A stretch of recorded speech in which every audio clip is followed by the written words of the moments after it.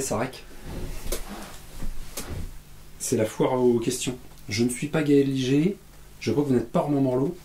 Le monsieur en plastique à côté de toi qu'on ne voit pas à l'écran, c'est Jean Skull. Voilà, là il y a des somptueuses pédales qui vont bientôt arriver sur la chaîne, on ne peut pas en parler mais vous les avez déjà vues. On a une somptueuse guitare, c'est pareil, elle est cachée mais elle va arriver. Donc détendez-vous. Et nous sommes en train de chercher les questions auxquelles nous allons répondre. C'est vrai que c'est avec un grand plaisir. Bienvenue sur Le Son, c'est dans les doigts, c'est dimanche soir. Le week-end est terminé, demain vous allez retourner travailler. C'est ça, c'est dur. On n'a pas le choix.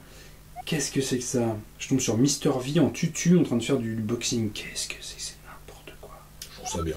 Le son, c'est dans les doigts. Ah, Connecté en tant que. Ça attaque Max Ostro. Qu'est-ce qu'on fait? Max Ostro, qu'est-ce qu'on fait? Max Ostro, on dirait Patrick Ronda, jeune avec une moustache de prépubère un peu. Ouais. C'est un peu ça, avec des lunettes de... Ça ne va pas du tout. Ma chaîne, je clique. Ma chaîne, votre chaîne. Quel talent quand même dans ce môme. Oui, non mais c'est ça. Max Ostro, c'est ouf. Le mec a été touché par la grâce, c'est un truc de malade. Ah bah c'est sûr qu'il a pas été touché par le charisme par contre, mais... Non mais je dis ça parce que je suis jaloux. C'est vrai que t'es jaloux. Moi j'ai ni l'un ni l'autre. On va faire ça? Grâce ou charisme? Ouais. Ni l'un ni l'autre. Est-ce qu'on le refait? Est-ce qu'on refait le technique ou feeling? Dites-nous dans les commentaires si vous voulez, parce que là vous êtes quand même quelques-uns. Bah ouais, j'en voulais un, machin, j'ai pas pu le prendre. Hein. Parce que c'est pas pour que le jour où on va le ressortir, les mecs soient là, pas l'acheter. Oh, ouais, non, au fait ça. En fait. Oui, genre la tarte au concombre quoi. Vous avez le technique au feeling? Parce qu'il est pas beau. Hein. C'est ça. C'est ça. Alors, Monsieur Liger. C'est moi. Jérémy qui nous dit encore une foire aux questions de qualité. Moi j'ai une question sûrement nulle. Alors non, il n'y a pas de question nulle. Si, il y en a. Mais ne vous censurez pas parce que vous avez l'impression que votre déjà du moment où vous êtes courtois. Déjà bonjour, voilà, merci, au revoir. Bonjour, merci. Voilà. Nous ça nous met dans une bonne disposition pour le faire. C'est vrai. Ponctuation, point d'interrogation, virgule. C'est ça. Voilà. L'orthographe, on n'est pas ultra nazi de la grammaire. Non, pas trop.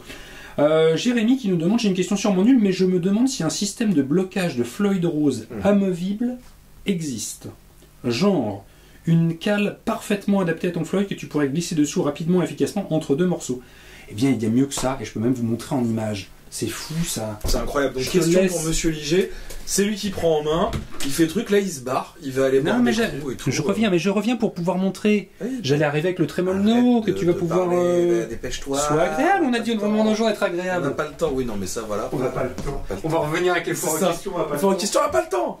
Bon, pendant ce temps-là, je vous raconte une blague. Alors, c'est deux dans un ascenseur.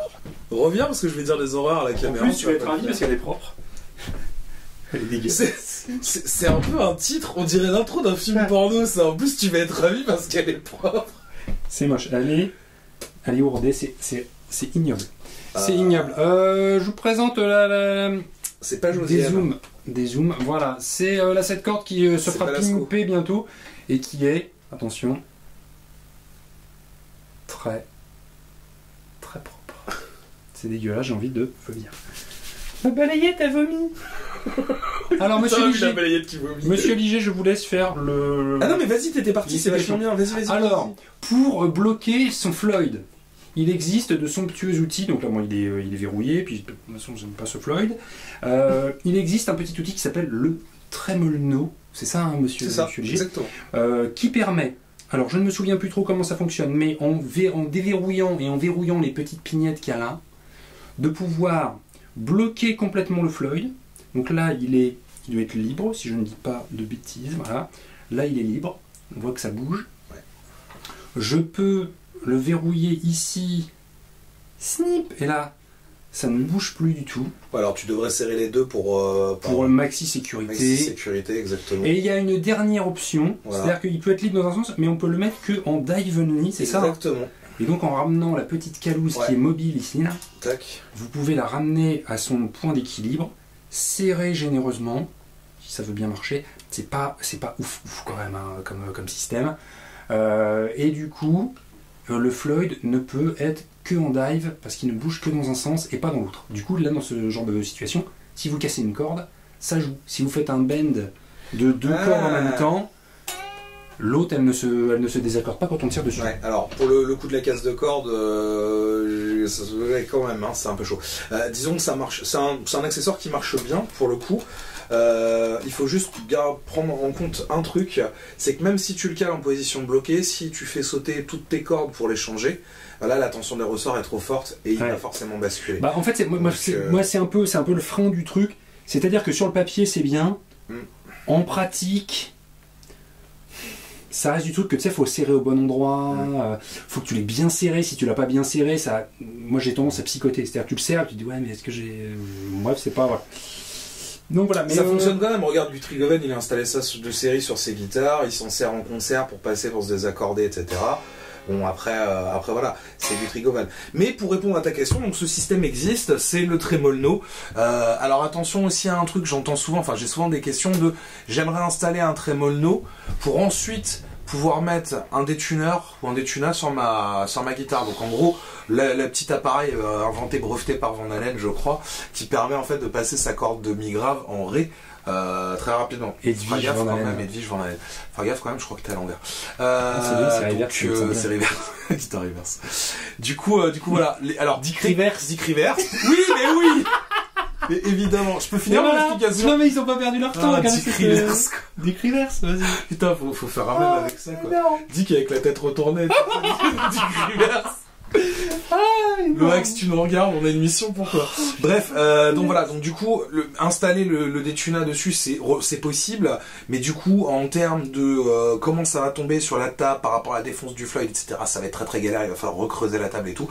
Donc moi, je vous le déconseille très sincèrement. Un détuna, ça donne, ça n'a jamais donné aussi bon résultat que quand le Floyd est posé sur la table, et qu'on a la place de le faire, quoi. Après, il y a encore d'autres possibilités. Ouais, il y a alors attends, qui existe, je peux te la confier ou non, bah ça va pas être pratique parce que je vais en ramener encore une autre. Je reviens. On n'aura jamais été aussi précis sur une question. C'est vrai. Encore une fois, on a de quoi montrer. Du coup, la suite de ma blague. Alors les deux elles sont dans un ascenseur et il y en a une qui dit à l'autre. Il existe aussi. Alors pour le coup, c'est moins pratique. C'est-à-dire que c'est pas entre deux morceaux que tu vas bidouiller ton truc. C'est sûr. Il existe. C'est quoi? C'est un trem stop, ça? Oui, c'est ça. Alors le trem stop, je vais essayer de vous montrer à peu près proprement. Voilà, c'est cette petite pièce là qui elle est vissée dans la table. Ouais. On voit pas bien, mais ça qui est vissée dans la table. Et il y a une petite vis là, ici, là, qui permet de mettre en appui la cale du vibrato. T'appelles ça comment? Le bloc du vibrato. Le bloc du vibrato, qui du coup fait que le vibrato est en dive only. Voilà. Donc là, pour le coup, ça ne peut que descendre. Vu que c'est une vis, il y a moyen d'y dévisser. Et on peut passer en flottant, ouais, effectivement. Alors moi j'ai envie de dire, pour le coup, sur scène, pas pratique. Non, pas pratique. Mais alors pour le coup, là c'est intéressant parce que ce système-là est suffisamment ferme pour pouvoir maintenir le vibrato en dive only. Tu peux enlever toutes tes cordes et tu peux changer tes cordes, nettoyer ta touche et tes frettes. Donc ça permet de transformer un Floyd qui est flottant dans les deux sens en dive only. Et du coup, le détuna. Éventuellement. Non, on aura toujours le même problème au niveau de la défonce sur la table. Ici, tu veux dire un problème faut ici péter où là faudra refaire une défonce. De toute façon, quand tu installes un détuna, il faut péter la. Non, pas forcément. S'il est en dive only, qu'il est vraiment posé sur la table, tu vois, il est plus haut que ce que tu vas avoir toi, parce qu'il est légèrement, il est dedans, quoi. Et là, clairement, sur un truc comme ça, vu la taille du machin et vu qu'il faut venir tirer la languette, la retourner pour la remettre comme ça, et ben là, enfin disons, tu vas frotter de ouf quoi. Et ça va être très très désagréable au niveau du jeu. Frotter de ouf. Fais pas l'accent. Frotter comme ça. L'arrivée comme ça, il a dit j'ai assuré Romain Morlot, je suis venu frotter. J'ai frotté comme ça. Pas l'accent. Pas l'accent. J'ai frotté. Tu vas aller en prison en enfer pour l'éternité. Tu vas. J'ai frotté Swan. Mais oui, si tu nous regardes. Mais si, bien sûr que si tu l'as frotté. On te frotte. Le globe frotteur, on l'appelle dans le métier. Le globe frotteur. En termes de blocage de vibrato, monsieur Léger, je ne vois que ça. Alors, il en existe d'autres, enfin des produits équivalents, il y en a quelques-uns, etc. À pas confondre avec les tremsetters qui permettent eux de définir un point zéro qui rappelle le vibrato où il faut selon ton utilisation. Le tremsetter, grosso modo. Je me suis pas trop penché sur le système. C'est quoi? C'est un système qui permet de ne pas avoir avoir à visser et dévisser ton râteau, c'est ça l'idée? Mais de gérer plus ou moins la tension? Non, là pour le coup c'est un truc qui se fait après coup, c'est un accessoire que tu vas rajouter à la place d'un des ressorts, qui est en fait un ressort de tension réglable, et tu vas lui dire là c'est mon point où je veux être juste, je veux qu'il soit incliné comme ça, et donc il le rappelle automatiquement, enfin voilà, il revient bien au même truc qu'il compense quoi. Si je ne dis pas de bêtises, parce que je me suis pas trop intéressé à ce système là. Mais donc voilà, pour le blocage de Floyd, c'est les principaux systèmes existants, et ça marche quand même plutôt pas mal, mais je trouve que le tien, le Trem Stop, il est pratique quand même. Moi je trouve que c'est bien. Bon après j'ai fait un petit coup de défonce pour que ce soit pile au bon endroit, que ça tombe bien. Ça appuie vraiment bien sur le bloc. Si moi je m'en suis sorti. Ça va. Et alors le seul truc, c'est une petite astuce comme ça, si jamais vous utilisez ça et que vous avez l'impression que le bout du Trem Stop vient faire un tac un peu vénère sur votre bloc, parce que ça peut arriver, ça peut s'entendre avec beaucoup de gain, etc. Dans ces cas-là, un petit morceau de mousse ou de scotch, etc. Mais un bout de mousse. De moumousse. La moumousse si tu veux, un petit bout de scotch histoire juste d'amortir en fait la percussion, de pas avoir métal contre métal, ça peut en fait bien faire le truc. L'idée c'est que ça gêne pas en fait, ça revienne le retour du vibrato quoi. Le retour du vibrato. Le retour du vibrato, j'ai envie de dire. On est à 11 minutes, on va faire une autre question quand même, parce qu'on a été très très complet sur cette réponse. On est plutôt sérieux, c'est pas mal. C'est enfin Dick Rivers quand même. Ouais, mais ça c'était marrant. C'était marrant. Un pour Sloob, tous pour Sloob. Moi j'adore. Globetrotter. Globetrotter, moi je suis pour. Globetrotter, si les gens savaient combien on envoie sur l'autoroute. Alors, c'est une autre question lors des Monster Class. Et voilà. C'est qu'on passe du temps sur l'autoroute aussi en ce moment. Alors, question de Titchulz, j'imagine. Pas Titchulz? Pas Titchulz. Ça, c'est les vieux sauront. Hein? Colonel Hogan, tout ça. Colonel Klink. Colonel Klink et Hogan, c'était le major, je crois. Non, c'était l'américain. Oui, mais il était quoi? C'était quoi son grade? Pas major, pas colonel aussi? Colonel Hogan, je sais pas. Sergent, non, c'était il y avait comment il s'appelle? Il y avait Sergent Lebeau, c'était le français. Ouais. Caporal. Oh là là là là, Caporal. Il y avait un anglais aussi. Bon, bref. Petite question pour la prochaine FAQ. J'ai récupéré une vieille guitare bas de gamme forme Gibson Les Paul. D'accord. Bon bah c'est vieux et c'est bas de gamme, on s'en fout, c'est tant que ça fonctionne. Oui, c'est bien. De toute façon, le son c'est dans les doigts. Il faudrait acheter un t-shirt. Acheter des t-shirts, le son c'est dans les doigts. Nourriches. Vous sonnez mieux avec un t-shirt comme ça. Oui. J'annonce. Et il aimerait équiper cette guitare bas de gamme en forme de guitare de Gibson Les Paul de P90. Ah bah du P90, oui. Voilà, je n'ai jamais touché à l'électronique d'une guitare. Ouais. Y a-t-il de gros risques pour les micros si je me plante dans le câblage et que je la branche? Alors globalement, il y a pas de risque pour les micros logiquement. Au pire, tu vas avoir soit pas de son, soit un comme ça, ou un savant mélange les deux. C'est pas cool. Alors le truc qui est cool, c'est que sur un P90, c'est relativement simple au niveau du câblage. Et j'en pète un plomb. Un P90. Un P90, allez en Belgique. Allez en Belgique, ils connaissent le P90. Hein. On fait un gros bisou à nos amis belges. Ouais, carrément. Qui était merveilleux, à Namur. Comme des oufs quoi. On a mangé des viandelles. C'était des Namur. C'était des petits Namur. On vous aime, on vous fait le Namur. Alors du coup ouais, en fait le fil de sortie du coup sur beaucoup de P90 tu vas avoir un truc à deux conducteurs en fait, la tresse métallique qui met une partie du châssis à la masse, tu vas avoir peut-être une masse à l'intérieur, faudrait que je regarde comment ils étaient foutus sur ceux de Nathan de Terp, mais en gros tu as ces deux câbles là qui sont en gros une masse, donc ils vont aller au cul d'un potard, et l'autre qui est le signal qui va aller selon la configuration, soit au potentiomètre, soit au sélecteur. Il n'y a pas grand risque de se tromper, tu fais les essais de manière empirique si tu sais pas. Il y a plein de schémas de câblage aussi sur le net, sur le site de Seymour Duncan, ils sont très très clairs, donc pour le coup tu peux choisir ta configuration et tout, t'as juste à suivre. Globalement au pire tu vas inverser deux câbles, ça marche pas, tu réinverses, etc. Tu vas trouver, t'as trois morceaux qui sortent, donc voilà, les combinaisons il y en a pas. On peut pas casser son micro alors je dirais pas non, on peut pas, parce que je l'ai jamais observé, je l'ai jamais vu en tout cas. Donc est-ce que pourquoi pas, je ne sais pas. Mais il y a quand même plus de risques au moment du montage, tu vois, par exemple sur un micro simple, tu vois, sur celui-là qui a pas le capot, je me suis fait un peu peur parce qu'un coup de tournevis dans la bobine, ça va très vite. Si tu sectionnes la bobine, après ça peut marcher parce qu'il y a quand même contact à un moment, et tu auras un petit son tout fin, etc.